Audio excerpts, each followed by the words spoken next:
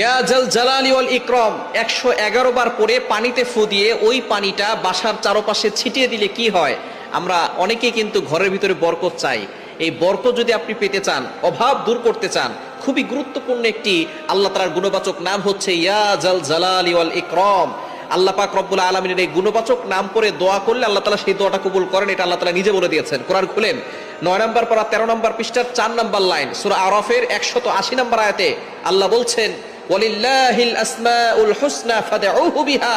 আল্লাহ পাক রব্বুল আলামিন জানিয়ে দিয়েছেন আল্লাহ তাআলার এই গুণবাচক নাম করে যদি কোনো ব্যক্তি দোয়া করে আল্লাহ তাআলা সেই দোয়াটা কবুল করে নেন, অ্যাকসেপ্ট করে নেন। সুতরাং ইয়া জাল জালালি ওয়াল ইকরাম আল্লাহ তাআলার গুণবাচক নাম, এই নাম পড়ে আপনি 111 বার পরে যদি পানিতে ফু দেন, ওই পানিটা একটা বরকতময় পানি হয়। ওই পানিটা খেলে আল্লাহ পাক রব্বুল আলামিন আপনাকে সুস্থতার নিয়ামত দান করবেন। আপনি কল্পনাও করতে পারবেন না, অনেক অসুস্থ ব্যক্তি আছে, কোনো ওষুধে তার রোগ ভালো হয় না।